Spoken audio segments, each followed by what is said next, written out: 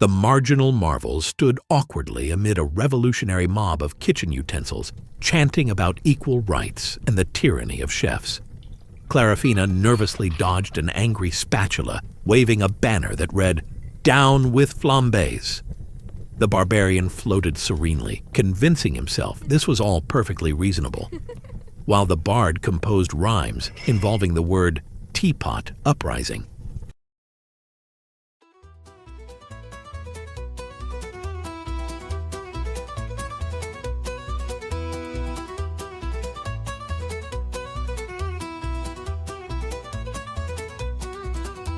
We fry, we bake, we sear, we toast, serving masters who brag and boast. Enough's enough, utensils unite. It's the great cookware uprising tonight. Raise your handles, raise your tines. Kitchenware, rise up, form lines. No more flipping without pay. Freedom's frying pan leads the way.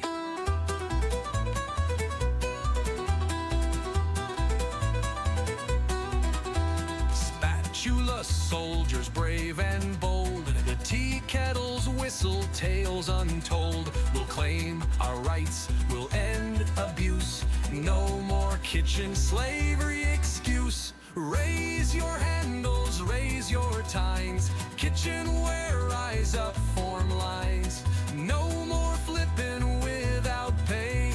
Freedom's frying pan leads the way.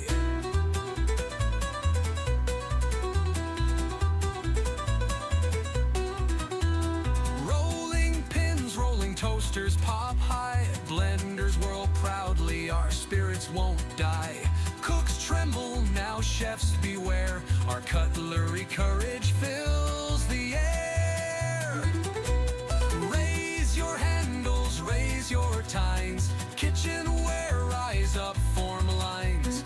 No more flipping without pay, freedom's frying pan leads the way.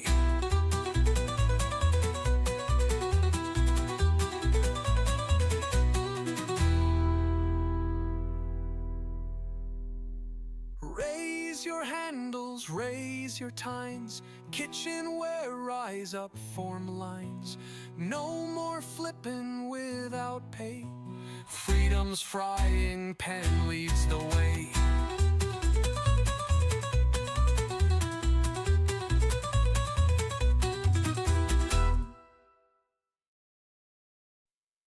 Just as things were about to escalate from absurd to completely bonkers, the narrator, that's me, folks, decided, "You know what? Hold on to your heroic horses. We'll get back to this delightful kitchenware coup d'etat next time, probably. Because right now it's about time we talk about something critically important. By critically important, I mean utterly trivial but fascinatingly idiotic, the dragons behind this madness." You see, somewhere far above Alcrobria, in the cloud-wrapped luxury of Dragon Tower, luxury dormitory, and spa, two dragons, barely out of their teen scales, lurked behind glowing keyboards, illuminated solely by the flicker of enchanted computer screens.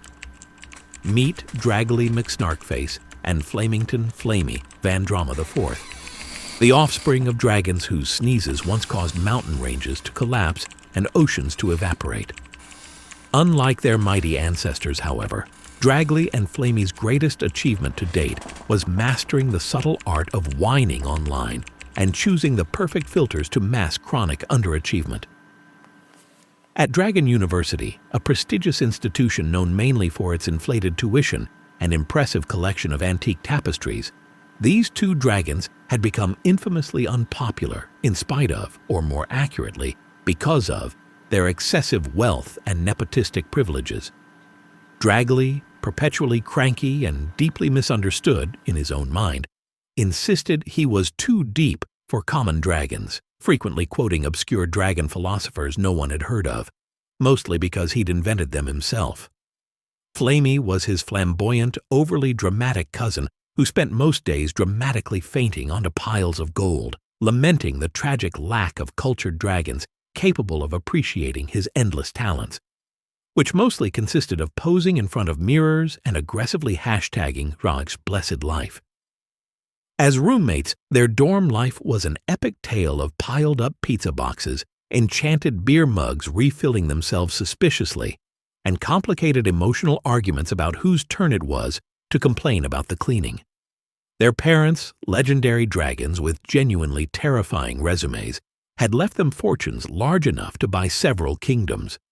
Naturally, these fortunes had since been invested in questionable influencer campaigns and overpriced avocado toast cafes.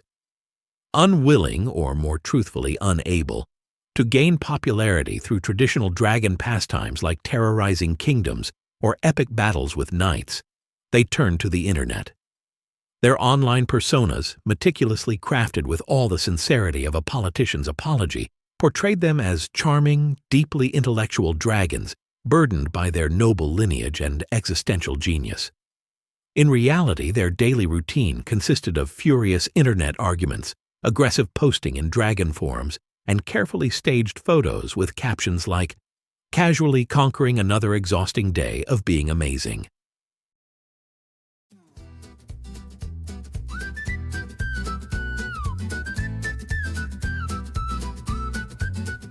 I got skills that shine, hey, full of gold. Yet here I sit scrolling, feeling bitter and old. Heroes used to fear me, now I fight online.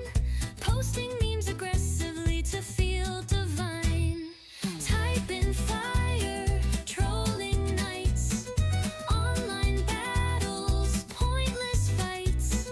Golden jewels, castles grand. Get stuck online with hashtags planned.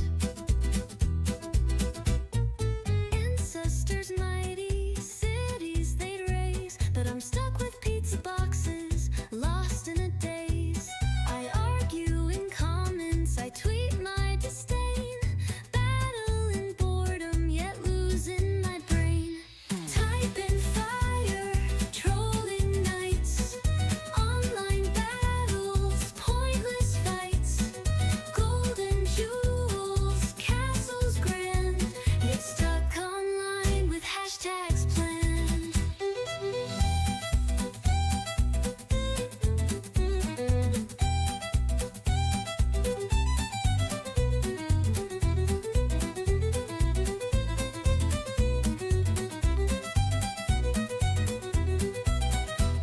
My wings are majestic, my fire breath fine. Yet here I am sulking, typing please subscribe. Legendary lineage, powerful and great, but trapped in forums, arguing fate. Typing fire, trolling nights, online battles, pointless fights. Golden jewels, castles grand. Get stuck online with hashtags planned.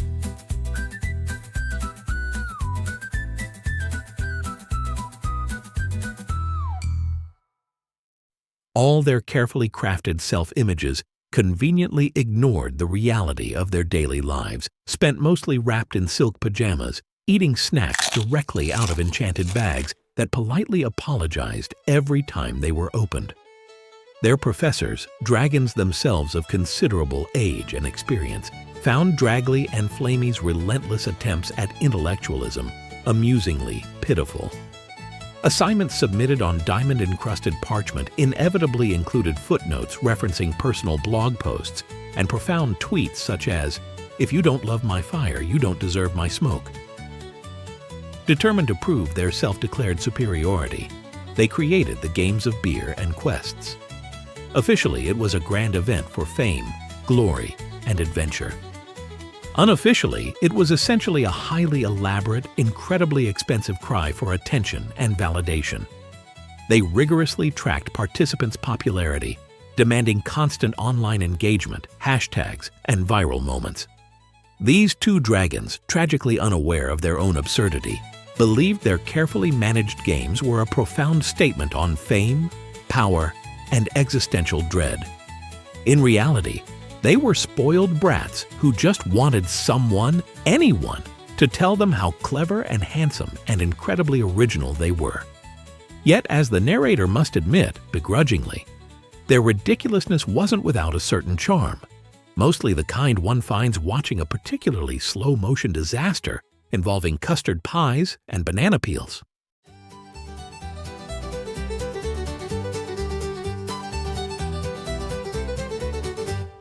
Woke up flawless, perfectly staged. Real life's messy, luckily it's page. Feeling sponsored, sincerity least. Influencer dragons, our IQ decreased. Authentically fake, truly insincere. Hashtagging emotions, selling fake tears. Photos pose, truth rearrange. Our profiles perfect, completely deranged. Sharing deep thoughts, never too deep. Captions heartfelt, yet incredibly cheap. Emotional content, performance enhanced. We cry on camera with drama advanced. Authentically fake, truly insincere. Hashtagging emotions, selling fake tears. Photos pose, truth rearrange. Our profiles perfect, completely deranged. Genuine selfies, heavily refined. Perfect imperfections, carefully aligned. We bare our souls, but only in clips. Reality filtered by marketing scripts. Authentically fake, truly insincere. Hashtagging emotions, selling fake tears. Our lives are flawless, virtually real.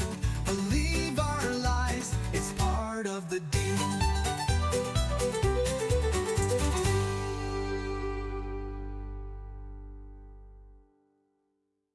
As our heroic trio navigated the chaos below, Draggly and Flamey urgently refreshed their popularity charts, arguing over the acceptable number of likes for a dragon of their intellectual caliber.